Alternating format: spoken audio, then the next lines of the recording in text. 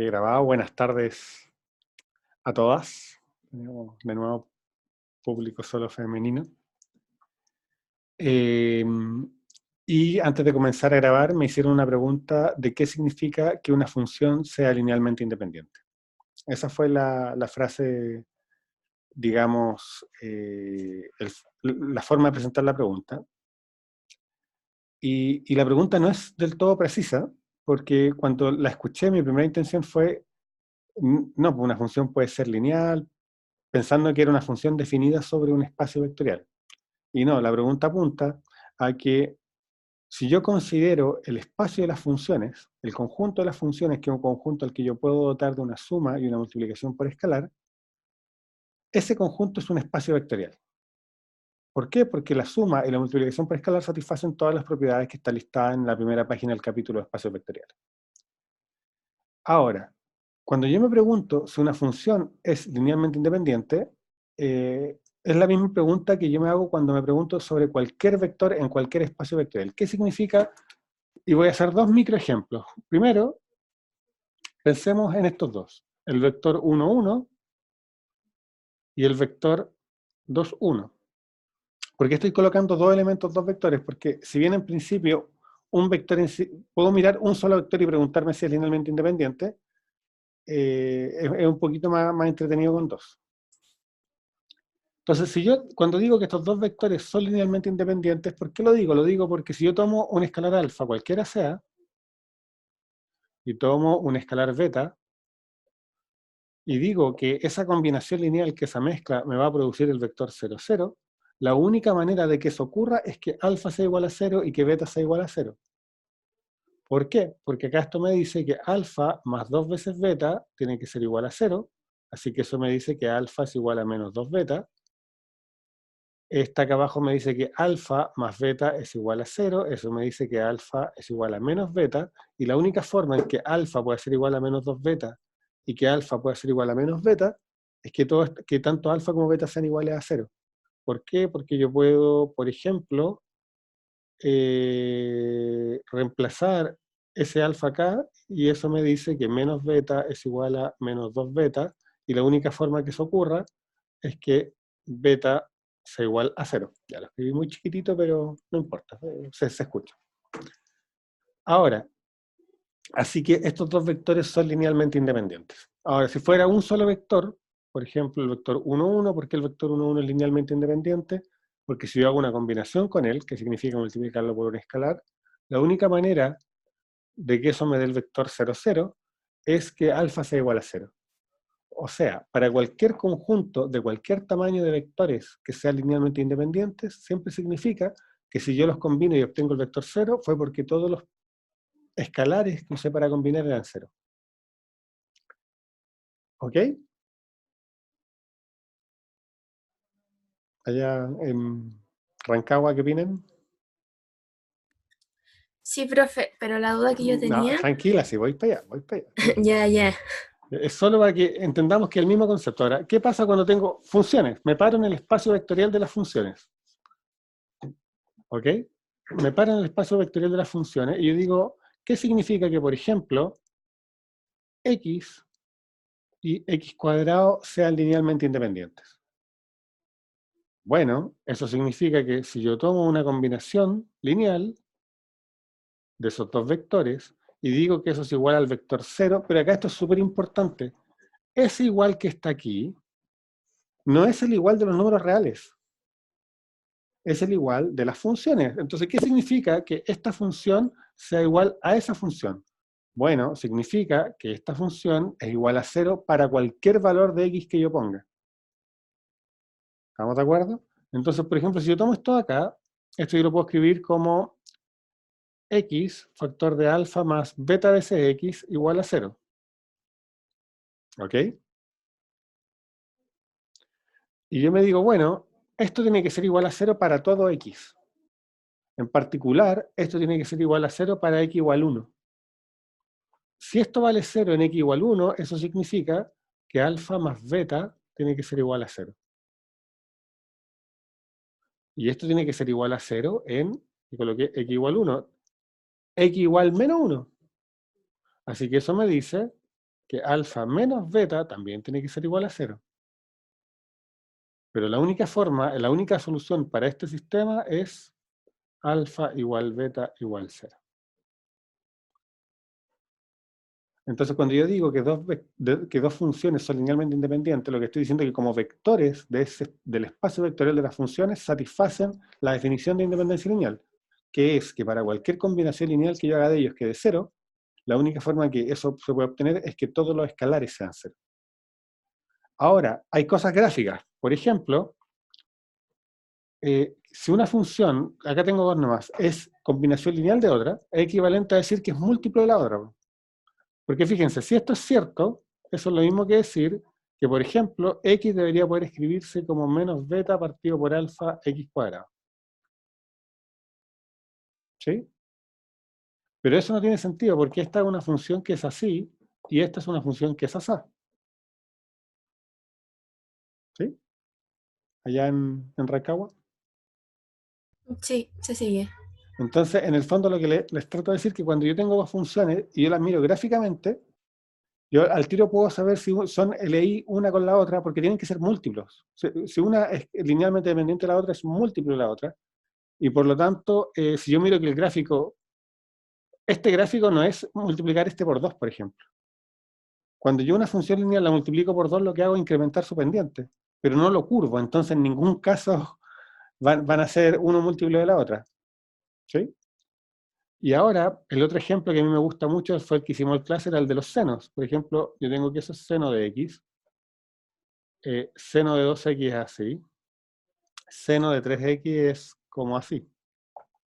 De nuevo, yo sé que estas funciones son LI. ¿Por qué? Porque, por ejemplo, acá está vale 0 y ninguna de esas dos vale 0. Entonces, la única forma de que de esas dos combinándolas yo pueda llegar a ese valor 0 en ese punto es dándole a escalares 0 a ambas, ¿se fijan? Porque, de nuevo, la clave está en que esa igualdad ahí, cuando yo digo que la combinación lineal es 0, es la igualdad que corresponde al espacio vectorial. Si estoy en el espacio vectorial de las funciones, es la igualdad en todos los puntos del dominio. Si estoy en el espacio vectorial de los vectores de Rn, es la igualdad componente a componente. Si estoy en la igualdad de las matrices, es la igualdad de cada componente en toda la cajita. ¿Se entiende? Pero ahí está la clave. ¿Quedó mejor, Bárbara? Sí, profe, gracias. No, de nada, pues si para eso estoy. Ya. ¿Tienen alguna otra pregunta? Si quieren la escriben en el chat. Carla, ¿alguna pregunta que hacer?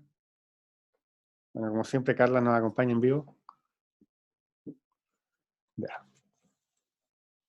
En la última clase, lo que estuvimos hablando fue de ortogonalidad. Y tuvimos una clase bien potente donde definimos el producto interno, definimos la norma, probamos la desigualdad de Cauchy-Schwarz, definimos las familias de vectores linealmente, perdón, ortogonales, ortonormales, y probamos que los vectores ortogonales eran linealmente independientes. ¿Están de acuerdo? Ah, con una pequeña corrección al enunciado, porque era familias ortogonales que no tienen al cero. Porque en principio el cero es ortogonal a todos, porque cuando yo hago cero producto punto con cualquier vector siempre me va a dar cero.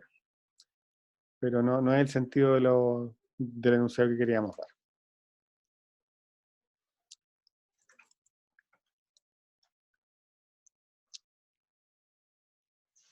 ¿Alguna pregunta está por ahí?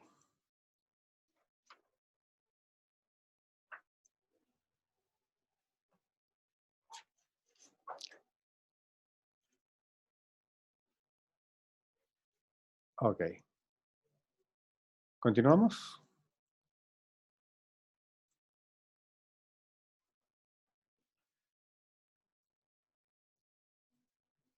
Aline dice que sí, ya tengo el permiso. Ya, miren, hoy día vamos a hablar de algo que se llaman proyecciones. Y tengo la esperanza de que esto lo hayan visto alguna vez o les suene, o que lo hayan visto en física, y quiero partir por un ejemplo súper sencillo. Cuando uno está en el plano,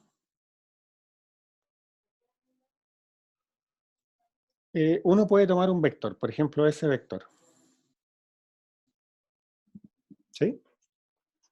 Y cuando uno mira ese vector, uno dice, bueno, ese vector yo lo puedo descomponer como la suma de ese vector, Lo voy a pintar con rojo. Lo puedo comprender como la suma de ese vector. No se ve nada el rojo, ustedes se lo imaginan. Y ese vector. Hola. Estoy en clase.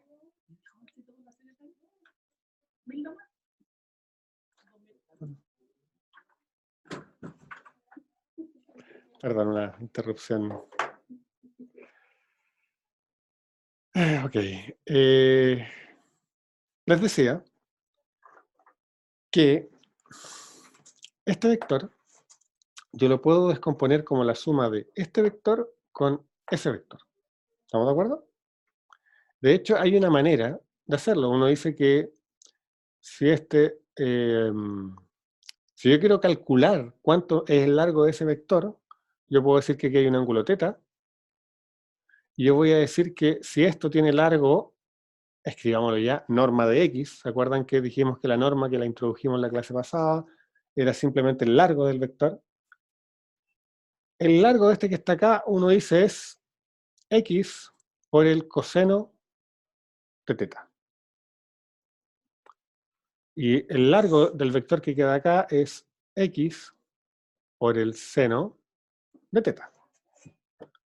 ¿Sí? Y típicamente a este vector de acá y a ese vector de allá uno le llama la proyección del vector en el eje X y en el eje Y. ¿Están de acuerdo? ¿Han escuchado esos términos?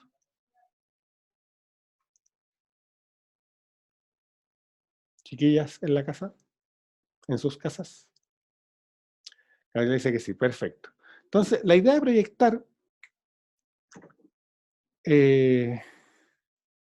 uno la puede pensar como la idea de que, por ejemplo, ¿cuál es la sombra que le da este vector sobre este eje si la luz pega de arriba? Y acá puedo mirar y preguntarme cuál es la sombra que produce este vector en ese eje si la luz pega de acá del frente. ¿Sí? Entonces esto que es muy de física, espérame un segundo.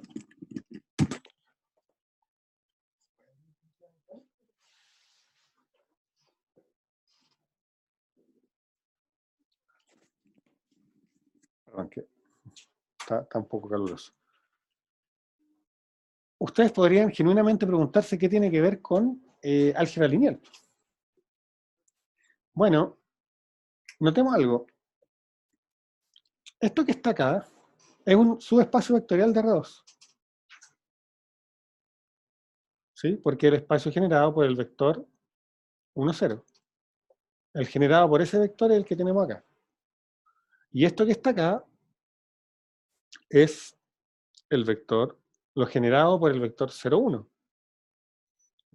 Así que la proyección, que es este punto que está acá, ¿cierto? Lo que había marcado con rojo. Fíjense lo que es. Yo tengo un elemento de R2 y la proyección es un elemento, por ejemplo, de este subespacio generado por 1, 0. Y esta proyección satisface algo, que es lo siguiente. Si yo me pregunto cuál es el punto más cercano en este subespacio vectorial a este punto de acá, es el de la proyección. ¿Cómo lo sé eso? Bueno, porque supongamos que fuera otro, que fuera este que está acá, taca, taca, taca, taca, taca, se me forma un triángulo rectángulo. Y yo sé que siempre la hipotenusa es más larga que cualquiera de los catetos. Así que, de alguna manera, cuando yo estoy haciendo este proceso que es tan geométrico, lo que estoy diciendo es quiero encontrar en este subespacio el vector que más se parece a X. Que uno podría pensar que para este subespacio es como lo siguiente. Imagínense que viviéramos en un mundo de 2 dimensiones y de pronto se nos prohíbe salir de esta dimensión y nos obligan a vivir solo en esta dimensión. Entonces, estamos viviendo acá en esta dimensión y nos preguntamos, bueno, ¿cuál de los elementos de esta dimensión es el que más se parece a ese que está ahí? Es este que está acá, su proyección. ¿Y por qué es el que más se parece? Porque en distancia es el que está más cerca. ¿Ok? ¿Sí? Hasta ahora no he dicho mucho, ¿cierto? Pero ¿Qué es lo que quiero que quede súper claro? ¿Qué es lo que quiero que capturemos? Primero, que cuando yo tengo un espacio vectorial cualquiera, yo puedo hacerme la pregunta de, dado un subespacio vectorial, ¿puedo encontrar algún elemento que represente bien, en algún sentido, a ese elemento del espacio completo? Si ese elemento existe, ¿va a satisfacer, por ejemplo, esto, que es el elemento que está más cercano al punto que yo tenía originalmente? Y por último, ¿cómo calculo yo ese elemento? Esa es una pregunta que tenemos que hacer. Entonces, vamos a responder esta pregunta de una manera media tramposa. ¿Ya? Voy a hacer un poquito de trampa porque lo vamos a hacer al revés. Pero al final del capítulo van a ver que este desarrollo particular que vamos a hacer ahora, que es esencialmente esto mismo en más dimensiones, siempre se puede hacer. ¿Sí? Vamos a hacer un juego, vamos a partir como del final de la historia. Entonces, ¿cómo se llama ese final de la historia? Ese final de la historia es lo que está escrito en la proposición 10, que nos dice que vamos a considerar una familia B1 hasta BR de vectores ortonormales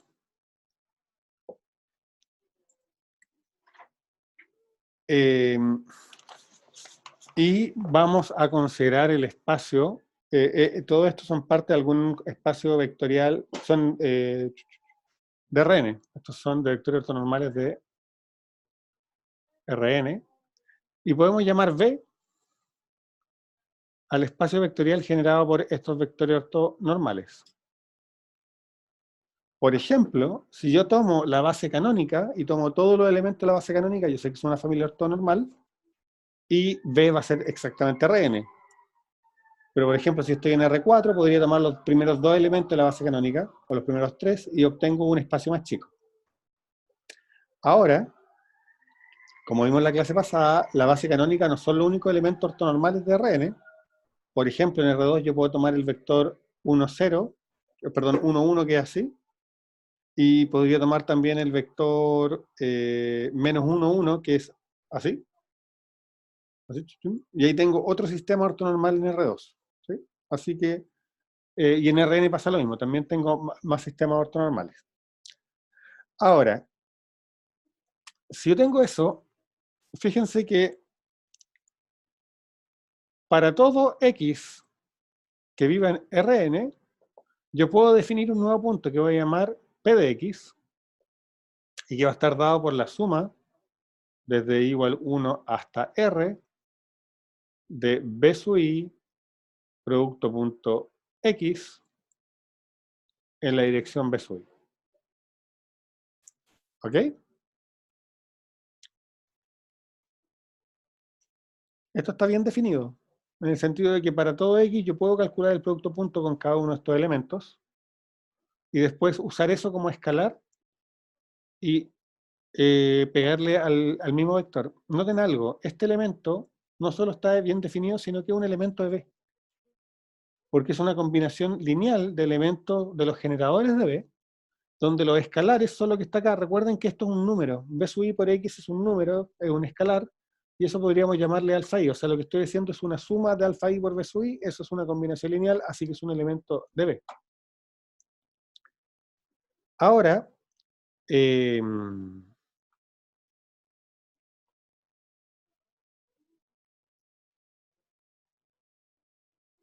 esta función P de X va a satisfacer lo siguiente.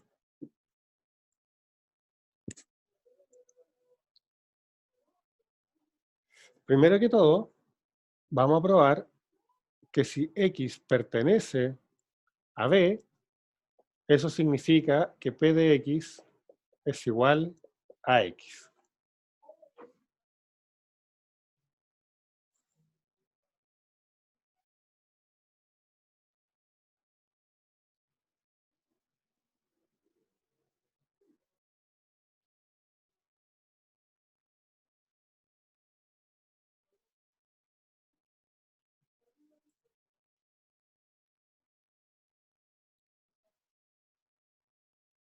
¿Ok? Vamos a demostrar eso. Estoy...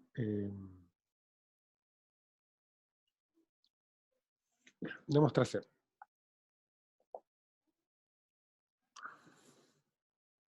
Ahora, filosóficamente, dado que este numerito que está acá, que todavía no hemos probado qué es lo que hace, o que este elemento acá, es dar el representante más parecido a X en B, si X ya está en B, el tipo que más se parece a X y que está en B es X. Así que esto suena súper natural. Ahora,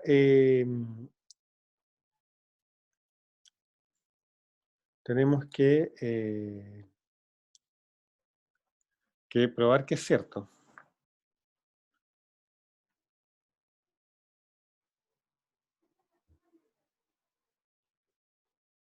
Ya. Miren, vamos a partir por hacer lo siguiente. Calculemos cuánto vale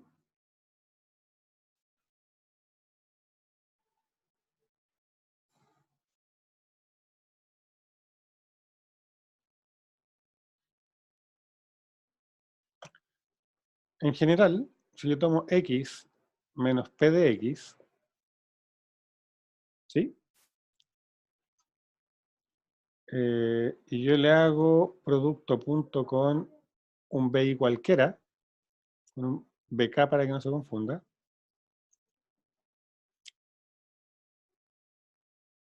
Eso que está ahí, ¿cuánto nos va a dar? Fíjense, eso que está ahí nos va a dar X menos la suma de los BI, X, BI, desde I igual 1 hasta R, con BK. Pero el producto interno nosotros sabemos que es lineal. Entonces, cuando yo tengo un vector por una combinación de vectores, ¿cierto? Esto me dice que esto que está acá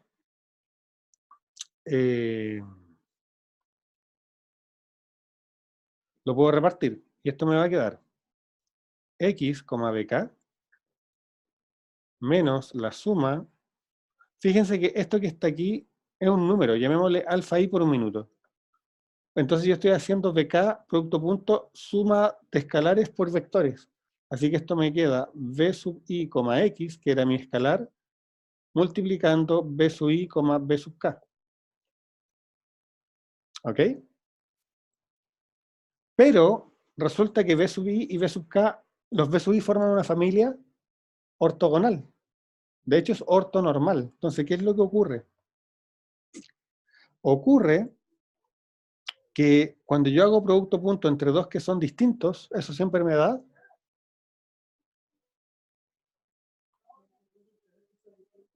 y que son ortogonales me da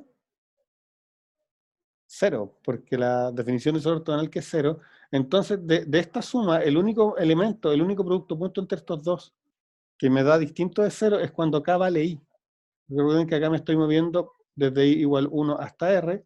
Entonces, por ejemplo, si K fuera 1, cuando hago B sub 1 por B sub 1 me da 1. Pero cuando hago B sub 1 por, perdón, B sub 2 por B sub 1 me da 0. Cuando hago B sub 3 por B sub 1 me da 0. Cuando hago B sub 4.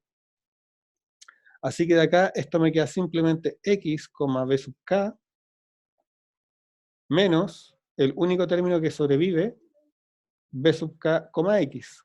Y como el producto interno es simétrico, esto nos da 0. ¿Ok? Entonces, ¿qué es lo que ocurre?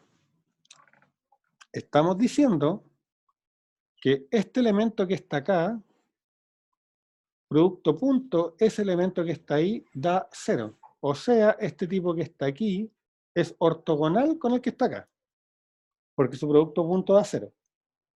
Pero ojo que este K era cualquiera de los que está acá. O sea, lo que estoy diciendo que esto que está aquí es ortogonal a cualquiera de esos y en realidad es ortogonal a cualquier combinación de esos. ¿Sí? Lo voy a escribir, miren, voy a borrar un poquito. Voy a escribir la conclusión más chiquitita. Entonces, ¿qué es lo que hemos probado? Acabamos de probar que para todo K desde 1 hasta R,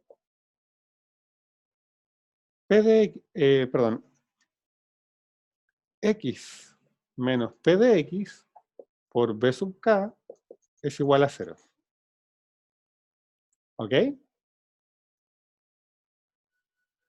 ¿Qué dice qué dice Gabriela? ¿Cómo vamos hasta ahí?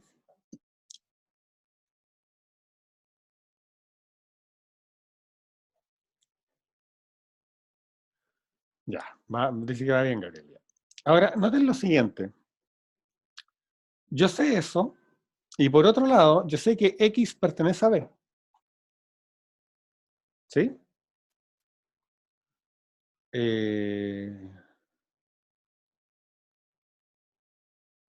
Entonces, como yo sé que X pertenece a B, eso significa que X se puede escribir como una combinación lineal de I igual 1 hasta R de algunos escalares por B sub I. ¿Sí? Entonces,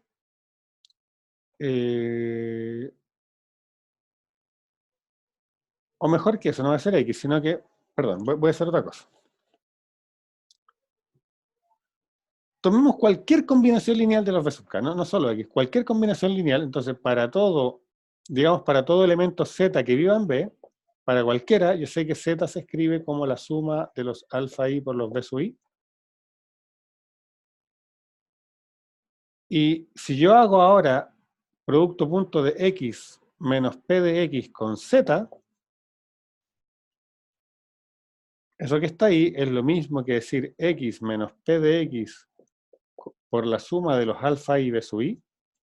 Y por la linealidad del producto punto, esto es lo mismo que la suma de alfa I por X menos P de X por B sub I, desde I igual 1 hasta R. Y esto que está aquí, nosotros probamos que valía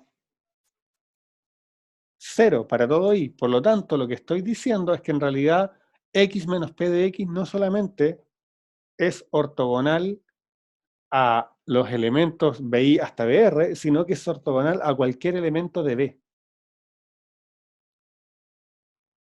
¿Ok?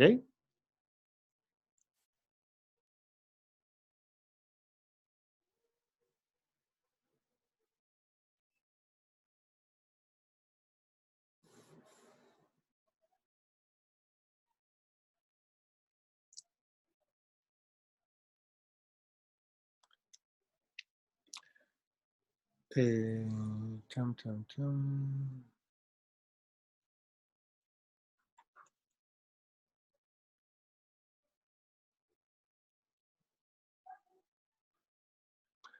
Y para terminar, con lo que queríamos probar, ya. Entonces, por ahora tenemos que X menos P de X es ortogonal a todos los elementos de B.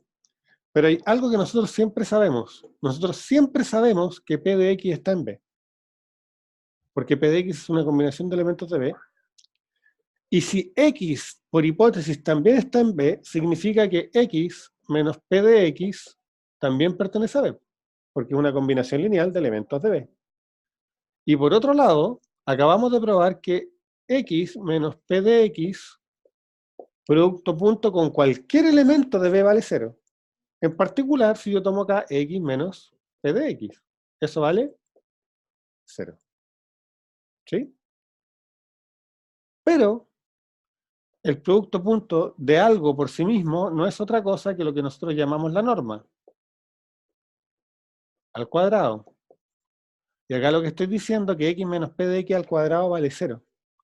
O sea, el vector que tengo acá tiene norma 0. ¿Y cuál era el único vector de norma 0? El 0, repásenlo. El único vector de norma 0 es el 0. Así que esto implica que X menos P de X es igual a 0, que es lo mismo que decir que X es igual a P de X. Así que fíjense lo que aprendimos en esta demostración. Primero, que si yo tengo un elemento de este espacio vectorial, entonces su proyección, que por ahora es un nombre todavía no le hemos dado el sentido que queríamos darle, por ahora es un nombre, pero acabamos de probar que su proyección, que es esta fórmula que está acá, coincide con el mismo elemento. O sea, si yo ya pertenezco al subespacio, mi proyección soy yo mismo. Y además de eso vimos que en general, porque fíjense que cuando probamos que x menos p de x era ortogonal a todo b, ahí no utilizamos que x estuviera en b. Ya, bueno, lo voy a recapitular, pero van a ver que es la misma prueba, ¿ya? Así que ahí probamos el punto 1. Y ahora vamos a probar el punto 2, que dice, ¿qué ocurre cuando x no está en b?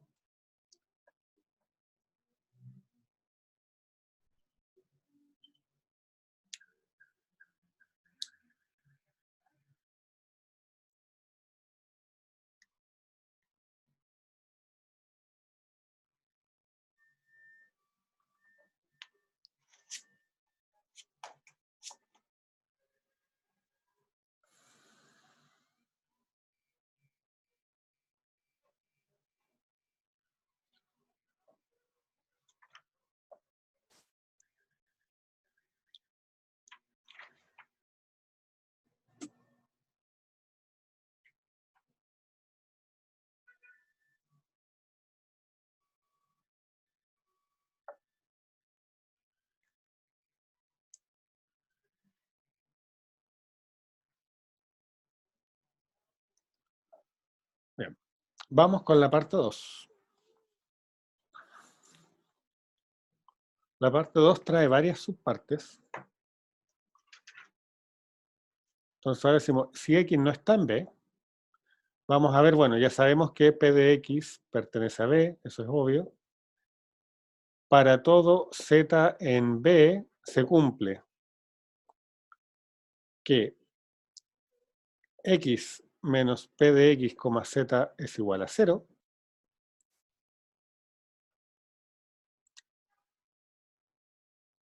Y 2, la norma de x menos p de x es más chica o igual que la norma de x menos z.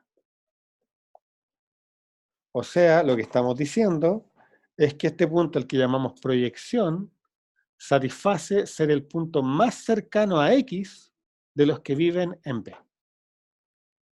¿Ok? Entonces, vamos a probar puntito. Entonces,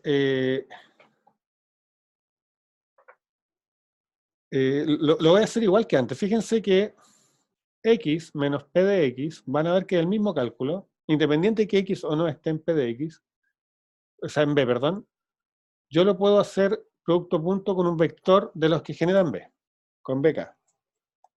Exactamente igual que antes, yo puedo decir, bueno, esto es x menos la suma de los b sub i, x en b sub i, bk. Y exactamente igual que antes, este bk distribuye al x y distribuye acá adentro también. Entonces esto nos va a quedar x menos bk, x con bk menos la suma de bi x, que les recuerdo, esto es un escalar, cuando estoy calculando este producto punto, y después producto punto de bi con bk. Nuevamente, el producto punto de estos dos vectores casi siempre es 0. Solo vale 1 cuando k es igual a i. Por lo tanto, esto se nos transforma en x, bk, menos el resultado de esta suma, que en esta suma, cada vez que i es distinto de k, aporta 0, y en el único caso que este producto punto aporta 1 es cuando i es igual a k, o sea, cuando acá aparece bk con x. Y de nuevo, como el producto punto es simétrico, llegamos a que eso vale 0.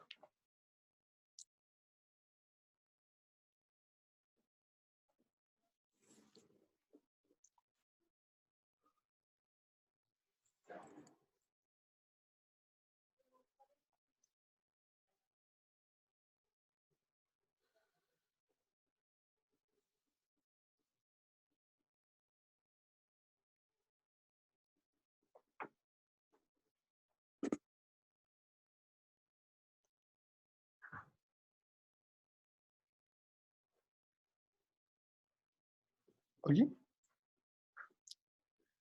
Y ahora, entonces ya tenemos, voy a borrar de nuevo hasta ahí, ya tenemos que ese producto interno de nuestro vector, que esto que está acá podríamos pensar que es el resto de la proyección. Yo tomo X, lo proyecto y esto es lo que me sobra. Lo que está fuera de B, vamos a hacer un movimiento al tiro, eso vale 0. Ahora, ¿qué pasa cuando yo reemplazo BK por un Z cualquiera? Bueno, si BK lo reemplazo por un Z cualquiera, en realidad lo estoy reemplazando por una combinación lineal de los BI. Y de nuevo, como este producto punto distribuye, esto me queda la suma de alfa i factor de x menos p de x por b sub i. Y vimos que cada una de estas valía 0. Así que eso es 0. Así que efectivamente, x menos p de x es ortogonal a cualquier elemento de este subespacio B. Ya, si hacemos un monito, no voy a dibujar los ejes porque estamos en RN, entonces en RN pasan cosas que no puedo dibujar tanto eje. Pero supónganse que de alguna manera eso fuera B. Yo estoy tomando un X acá y lo que estoy diciendo, mira, estoy escogiendo un punto que es un punto que de alguna manera, cuando después yo coloco acá, esto es P de X, cuando yo coloco acá cualquier Z, el ángulo entre ese vector y ese vector es 90 grados. ¿Sí? Si estuviéramos en un mundo tridimensional, es como cuando yo acá en el espacio tomo este punto y miro justo donde cae, y claro, eso me forma un ángulo recto en el plano, ¿sí o no? Si alguna vez han visto cómo construyen casas, o cómo se hacía a la antigua con estas plomadas. ¿Conocen las plomadas, no? Las que usan los maestros, que es un pesito. Claro, eso funciona con el principio de que yo tomo este punto, la plomada me da exactamente el punto del piso al que corresponde ese punto, y ahí tengo una vertical con respecto al plano del piso. ¿Ok? Pero ahora queremos decir algo más, que va exactamente en la misma dirección de lo que dije en el caso de R2. Y es que si yo miro la distancia entre este punto y cualquier punto de B, esa distancia es más grande que la distancia entre este punto y este punto. ¿Por qué? Porque básicamente estoy formando con los tres vectores un triángulo rectángulo y la hipotenusa siempre es más larga que cualquiera de sus catetos. ¿Ok?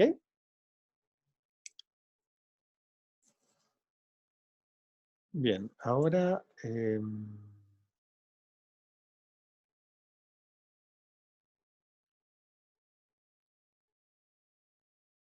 ya, vamos a...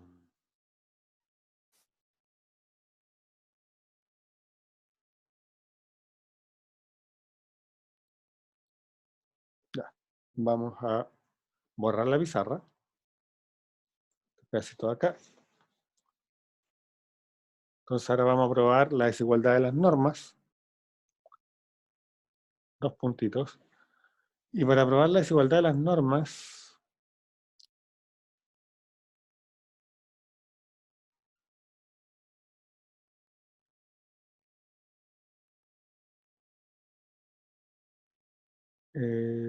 chan, chan, chan. Ya, vamos a hacer lo siguiente. Partamos por calcular x menos z al cuadrado. Eso es por definición x menos z, x menos z. ¿Están de acuerdo? Y... chan, chan, chan.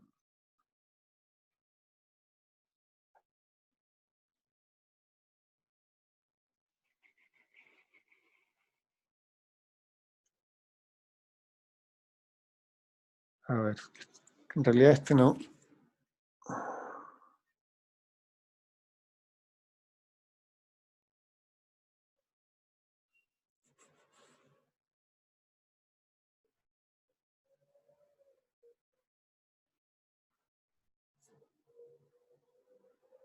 No, denme un minuto, vamos a hacer una pausita. No me la acuerdo de memoria y no quiero demorarme tanto.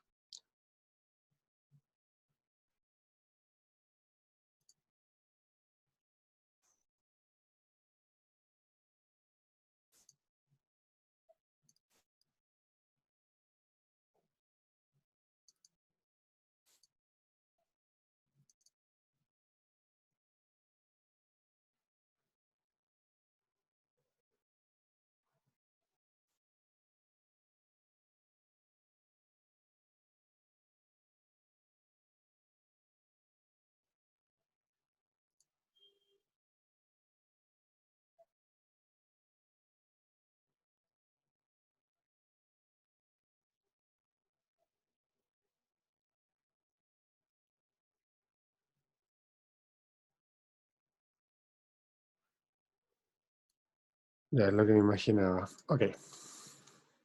Bien.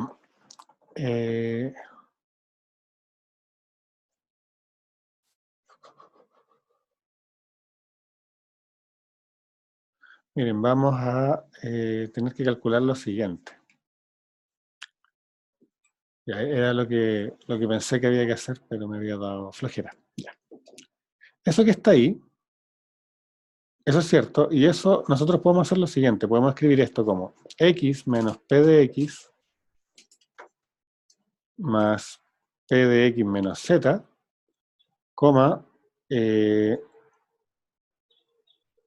menos p de x más p de x menos z.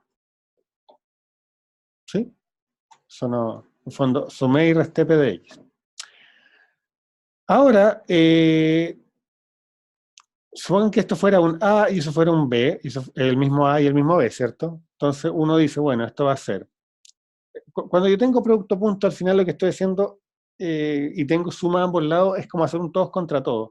Así que nos queda este por ese, nos queda x menos p de x, x menos p de x, ¿ok? Más x menos p de x por p de x menos z, que lo tengo acá también como p de x menos z, entonces esto va a ser dos veces x menos p de x por p de x menos z, y esto más p de x menos z por p de x menos z. ¿Sí? Es como una especie de cuadrado de binomio. Funciona exactamente con la misma lógica porque la bilinealidad, les recordaba, era como un poco como una especie de ser distributivo si fuera una ley de composición interna. Y aquí viene algo medio mágico. P de x, ¿dónde vive, Carla? En B, muy bien. ¿Y z, dónde vive? En B, por lo tanto, P de x menos z vive en B. Y nosotros probamos que para cualquier elemento de B, cuando yo le hago producto punto con x menos P de x, me da 0. Así que esto que está acá, ¡pup!, desaparece. Así que fíjense, esto que tengo acá, lo que acabamos de probar es lo siguiente, que x menos z al cuadrado es exactamente igual a, y acá tengo x menos p de x por x menos p de x. Eso es norma al cuadrado de x menos p de x. Y, por otro lado, acá tengo p de x menos z por p de x menos z, o sea, aquí tengo más la norma al cuadrado de p de x menos z. ¿Sí? Ahora, esto que está acá es un número mayor o igual que 0. ¿Sí? Porque una norma al cuadrado, eso siempre no negativo. Por lo tanto, este número que tengo a la izquierda es igual a esto más algo positivo. La única forma que ocurra eso es que este número que está a la izquierda sea al menos tan grande como este. Si este número a la izquierda fuera más chico que este, a la derecha, no podría ser igual cuando yo le agregué algo positivo. Entonces, esa igualdad nos implica que x menos z al cuadrado es siempre más grande que p de x, perdón, x menos p de x al cuadrado. ¿Sí? Voy a borrar para que quede más clarito.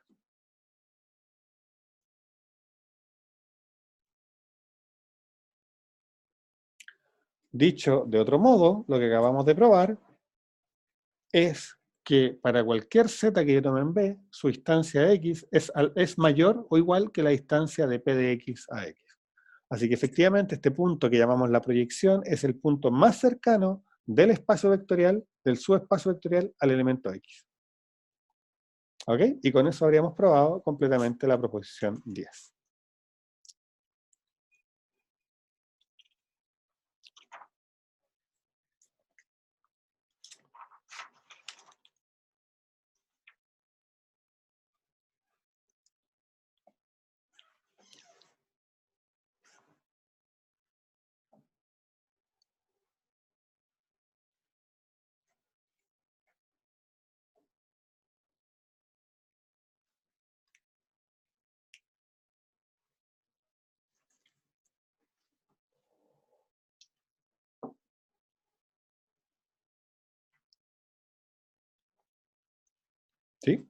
¿La casa cómo quedamos?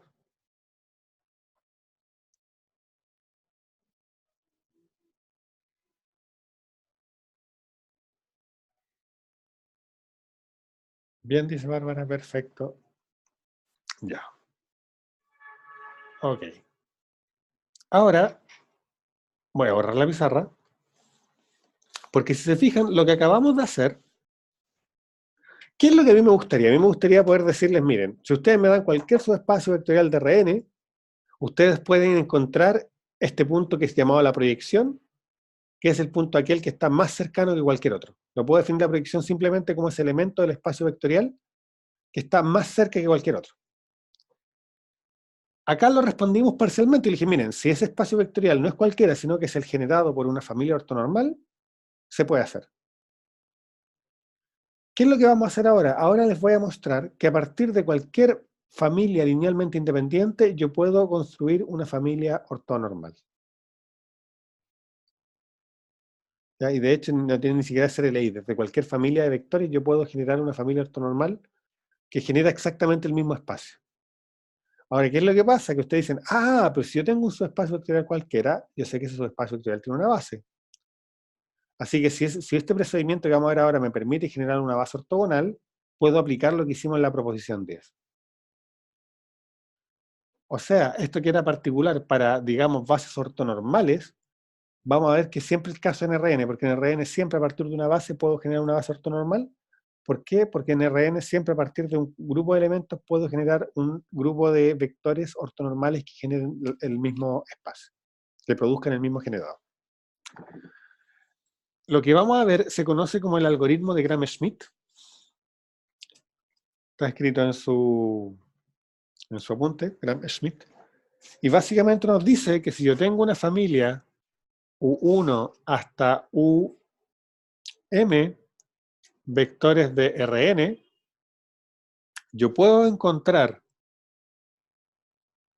V1 hasta Vr ortogonales, de hecho ortonormales, tales que lo generado por U1 hasta UM sea exactamente igual a lo generado por V1 hasta Vr.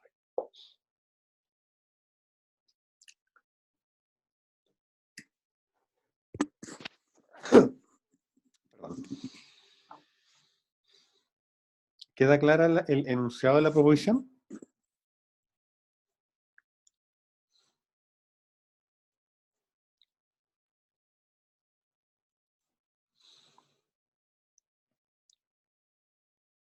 Ya.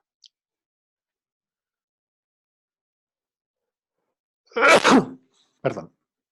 Lo que vamos a hacer ahora es, en realidad, yo no, dice Lynn, ya, chuta. Perdón, denme un segundo, que estoy con mucha alergia.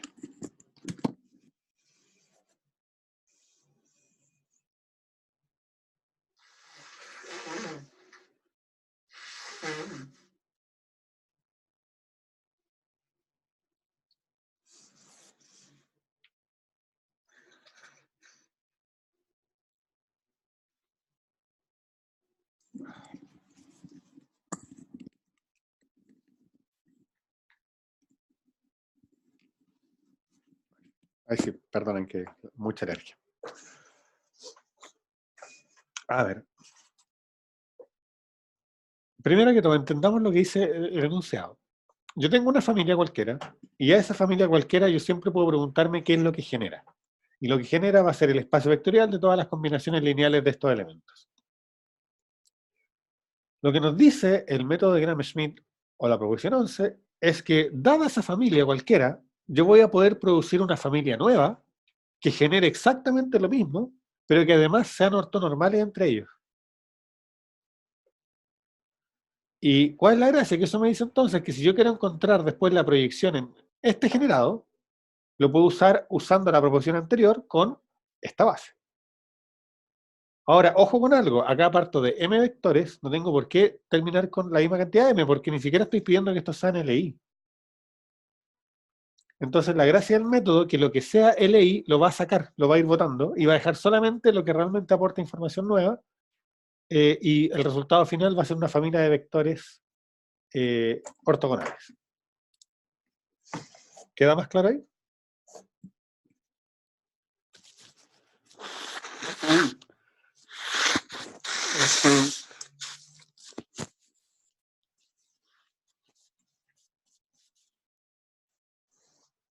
Disculpen las alergias. Ya, entonces la demostración es algorítmica y de hecho vamos a ir haciéndolo y vamos a ir viendo cómo funciona y por qué funciona. Entonces, el primer paso es que en toda esta familia tiene que haber alguno que sea distinto de cero. Si todos son cero, el algoritmo termina devolviéndonos el cero porque el cero es ortogonal a todo, así que no, y no genera nada, es muy fome. Entonces suponemos que hay algún elemento distinto de cero. Entonces, sea u sub y 1 el primer elemento de U1 hasta UM distinto de 0. ¿Sí? Busco el primer elemento distinto de 0 y voy a decir que V1 va a ser ese elemento,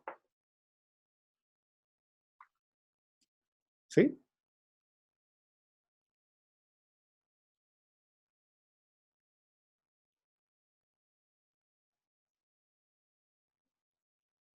Y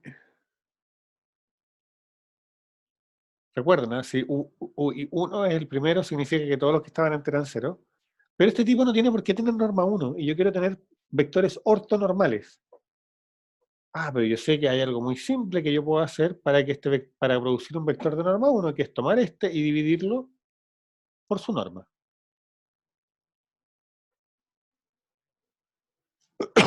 Y tengo mi primer elemento, B1. ¿Ok? Ahora, ¿cómo sigo? Bueno, voy a tomar, miren, este le voy a llamar UI nomás, no necesito su índice. ¿Ya? Para todo J que va a ir desde 1 hasta M menos I, porque fíjense bien, tengo acá mi lista de M vectores, UI es el primero distinto de 0, así que antes de eso todos son 0, todo eso los descarto inmediatamente, y empiezo a mirar desde UI, después voy a ver UI más 1, UI más 2, UI más 3. Vamos a hacer la siguiente iteración. Vamos a llamar PJ a la proyección de U I más J en el generado por V1 hasta VJ hasta VJ.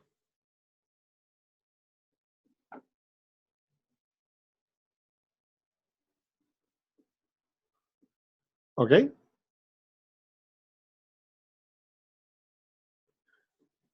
Por ejemplo, cuando nosotros estamos en el primer paso, cuando J vale 1, yo miro la proyección de U I más 1 en lo generado por V1 hasta V1, porque J vale 1.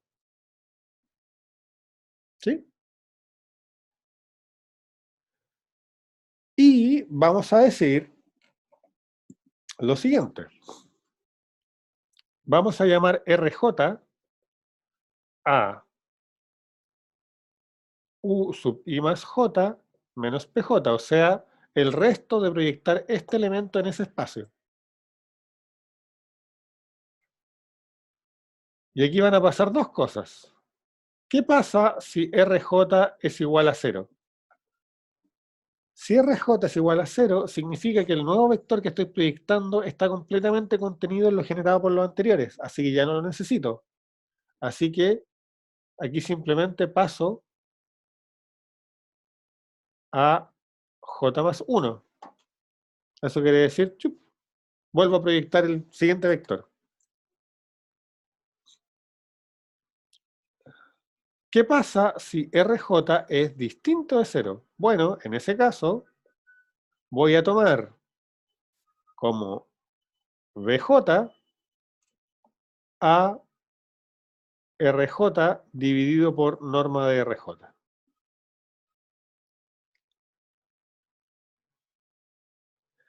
En este caso, el vector que yo tomé no me produjo otro elemento acá, ¿ok?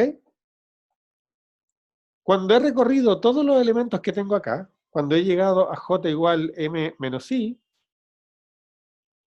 simplemente miro los que tengo acá y los vuelvo a enumerar para que queden correlativos, ¿sí?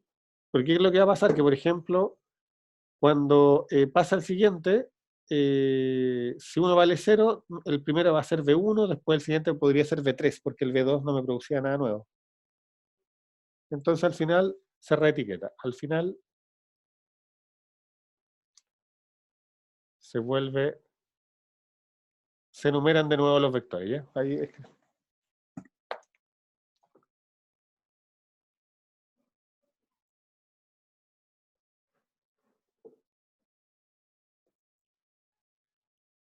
¿Ok?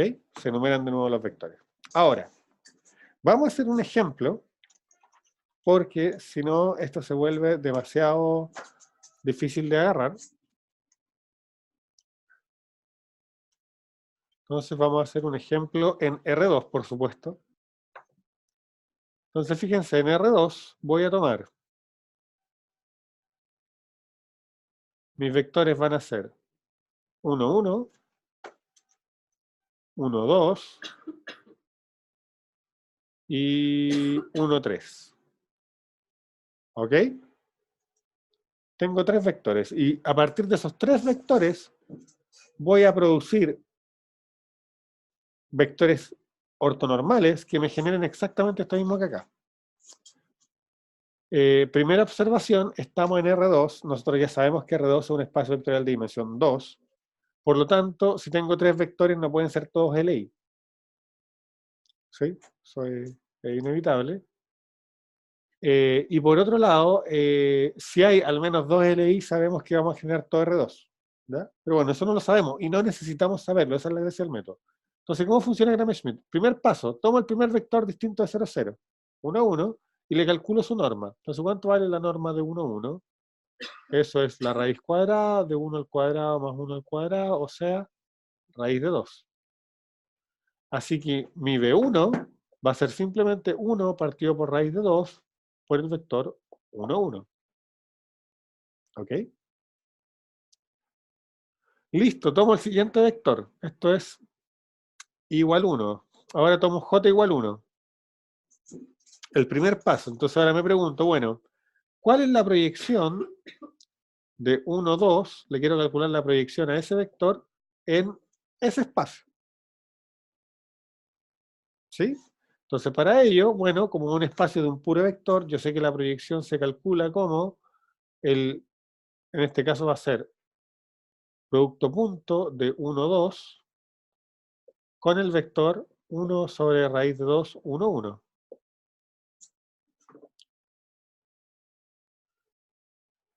Y eso por el vector 1 partido por raíz de 2, 1, 1. Esa es la proyección.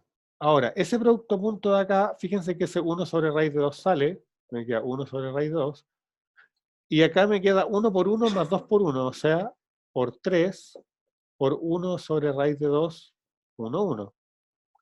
Así que la proyección de este vector sobre este espacio es igual al vector 3 medios, 1, 1.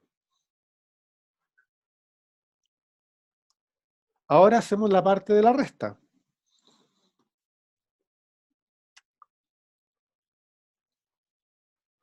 Ahora hacemos la parte de la resta. Calculamos el R1. El R1 va a ser 1, 2 menos 3 medios, 3 medios. Y eso me da el vector menos 1 medio, 1 medio.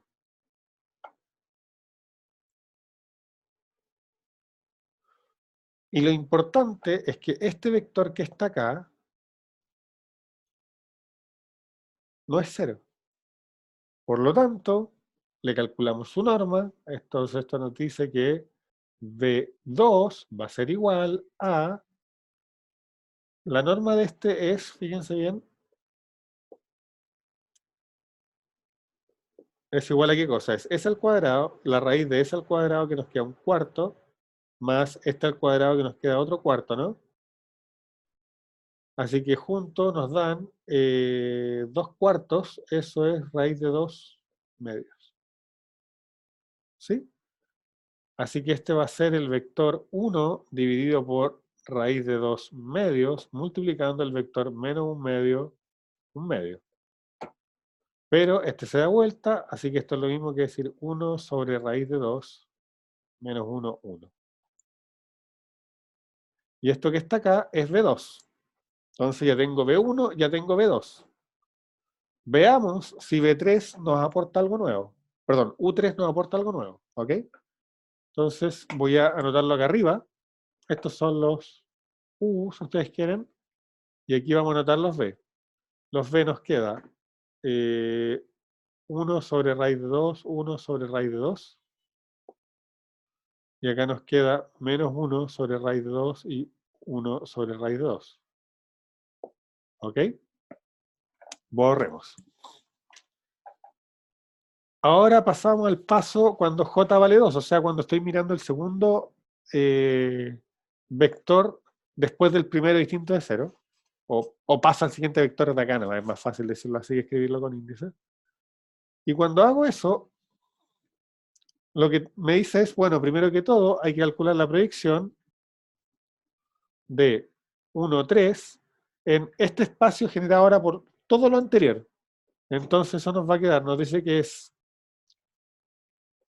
1, 3 por el vector 1 raíz de 2, 1 raíz de 2, en la dirección del vector 1 sobre raíz de 2, 1 sobre raíz de 2, más la proyección de el vector 1, 3 en el vector menos 1 sobre raíz de 2, 1 sobre raíz de 2, en el vector menos 1 sobre raíz de 2, 1 sobre raíz de 2. ¿Sí? Esa es la proyección. Calculemos cuánto es la proyección. Ahora fíjense que esto nos queda... como estos números son iguales, al final lo que estoy haciendo es sumar estos dos y multiplicarlo por 1 sobre raíz de 2. O sea, esto es 4 sobre raíz de 2 por el vector 1 sobre raíz de 2, 1 sobre raíz de 2. Más el de acá que me queda menos 1 sobre raíz de 2 más 3 sobre raíz de 2, o sea, 2 sobre raíz de 2, factor de menos 1 sobre raíz de 2, 1 sobre raíz de 2. Ahora, si ustedes notan, tenemos raíces de 2 acá adentro que podemos sacar, y esto se nos transforma en esa, con esa, con ese y con eso, se transforma en un 2, 1, 1, más esa, con esa, con esa y con esa se van, menos 1, 1. Y eso nos da 2 por 1, 2, menos 1, 3, 2 por 1, 2, más 1, perdón, es 1, da. 2 por 1, 1 menos 1, 1, Dios mío, y 2 por 1, 1 más 1, 3. Madre mía, la proyección de 1, 3 nos da exactamente 1, 3. Así que eso nos dice que en este caso el resto 2, que es igual a 1, 3 menos su proyección, es 0. ¿Y qué nos dice eso? Bueno, en realidad es el vector 0. ¿Qué nos dice eso? Eso nos dice que este último elemento no nos aportó un nuevo elemento acá. Así que terminamos. Esto que está acá, esos dos vectores generan todo lo que generan estos tres. ¿Por qué no es ninguna sorpresa? Porque resulta que como estoy en R2 y tengo acá dos vectores ortogonales, en particular tengo dos vectores LI, así que generan todo R3. Eso ya lo sabíamos. ¿Ok? Ahora, gráficamente, ¿qué fue lo que pasó? Lo voy a dibujar, lo voy a tratar de dibujar acá. Gráficamente, yo partí con un vector que era así. Ese es el vector 1, 1. Y partí después con el vector 1, 2. El vector 1, 2 y el vector 1, 3. Si se fijan, son LI. ¿Sí? No, ninguno es múltiplo del otro. O sea, al menos, perdón, 1 a 1, porque en realidad ese es el LI de esos dos. ¿Sí? Ya, pero quiere decir que no son colineales. Eso quise decir, no son colineales. Ahora, ¿qué es lo que hicimos primero? Fue tomar este que está acá y cuando escogimos uno como el normalizado este dijimos, mira, vamos a mirar ese espacio vectorial.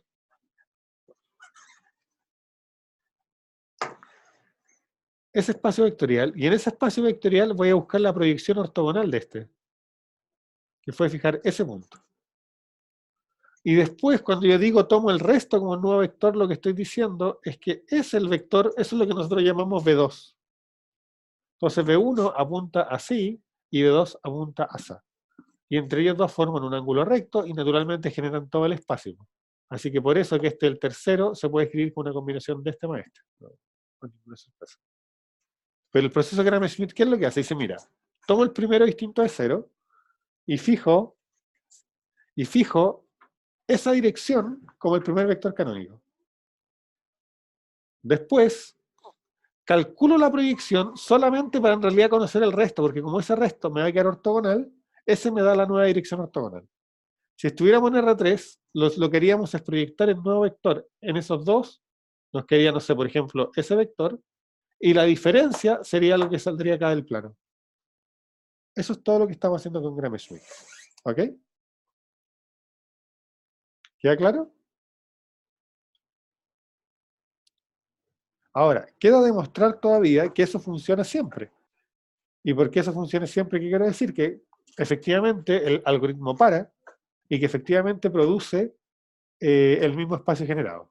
¿Ok? Pero eso lo vamos a hacer en la próxima clase porque ya nos quedan 10 minutos y creo que es mucho para hoy.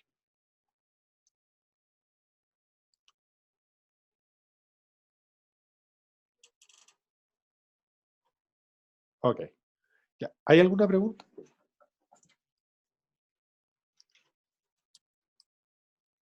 Ya, ahora dice que no. Gabriela, Aline, Macarena. Gabriela está muy clara.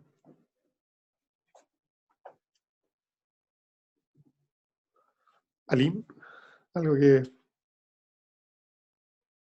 decir, que reclamar. Ya.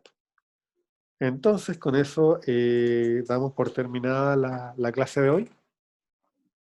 Y miren, mañana, no, con eso vamos por terminar la clase de hoy. Ya, nos vemos en la próxima clase. Muchas gracias.